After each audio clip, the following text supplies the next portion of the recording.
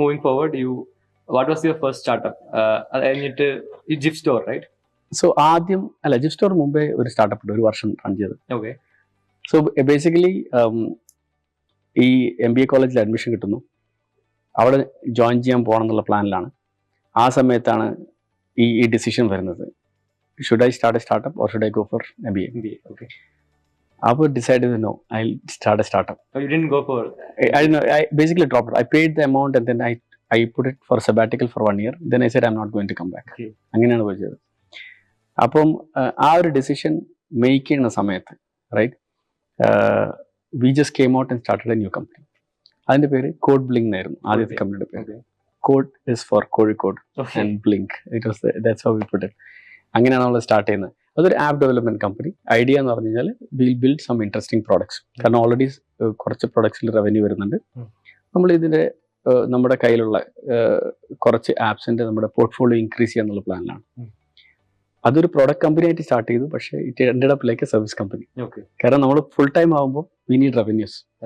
അപ്പോൾ product കമ്പനീസിൽ revenue വരുന്നത് limited ആയിരിക്കും ഇനീഷ്യലി. അപ്പോൾ അത് ഒരുപാട് ടൈം സ്പെൻഡ് ചെയ്ത് അതിനെ ടേക്ക് ഓഫ് ചെയ്ത് കഴിയുമ്പോഴേ നമുക്ക് കംപ്ലീറ്റ് ടീമിന് സസ്റ്റെയിൻ ചെയ്യാൻ പറ്റുള്ളൂ. പക്ഷെ ഞാനും 3 co-founders ഫുൾ ടൈം ആയിട്ട് ഇറങ്ങിയിട്ടുണ്ട് ഇതിനകത്ത്. സോ നമ്മൾ സ്ലോലി സർവീസസ് ആയി. ഒരു വർഷം കഴിയുമ്പോഴത്തേക്ക് അത് clear services company. So then we took A call, should we go for A completely service company or should we build A product? ആ സമയത്താണ് നമ്മൾ കുറേ ഐഡിയാസ് ലിസ്റ്റ് ഡൗൺ ചെയ്തു, പോസിബിലിറ്റീസ് നോക്കി.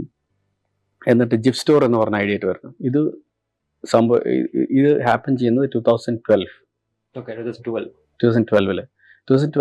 ഒരു hyper local grocery delivery solution എന്ന് വെച്ച് കഴിഞ്ഞാൽ നമ്മുടെ കിരാന സ്റ്റോഴ്സിൽ നിന്ന് എങ്ങനെ പ്രൊഡക്ട്സ് ഫാസ്റ്റ് ആയിട്ട് പ്രിഡിക്റ്റബിളി വിത്തിൻ 60 minutes കസ്റ്റമേഴ്സിന് എത്തിക്കാന്നുള്ളായിരുന്നു ക്വസ്റ്റ്യൻ. ഹൈപ്പർ ലോക്കൽ ഭയങ്കര കുറവാണ്, ഭയങ്കര ഇനീഷ്യൽ സ്റ്റേജ് ആണ്. അന്ന് എനിക്ക് തോന്നുന്നു ആരും ഇതിനെപ്പറ്റി അതൊന്നും തിങ്ക് ചെയ്തിട്ടില്ല.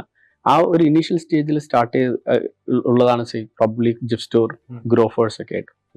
അങ്ങനെയാണ് അത് സ്റ്റാർട്ട് ചെയ്യുന്നത്. 2012 ഐഡിയേഷൻ ചെയ്തു, 13 ഫുൾ ബ്ലോൺ ആയിട്ട് റൺ ചെയ്തു, 13 to 15 2 years റൺ ചെയ്തു. 15 അക്വയർ ആയി. അക്വയർ പെപ്പർ ടാപ്പ് എന്ന് പറഞ്ഞ കമ്പനിയാണ്. അതൊരു ബിഗർ ഗ്രോസറി പ്ലെയർ ആയിരുന്നു. നമുക്ക് ആ സമയത്ത് ഒരു 3 അക്വിസിഷൻ ഓഫേഴ്സ് ഉണ്ടായിരുന്നു. അതിലൊന്ന് ഞങ്ങൾ എടുത്ത് മുന്നോട്ട്.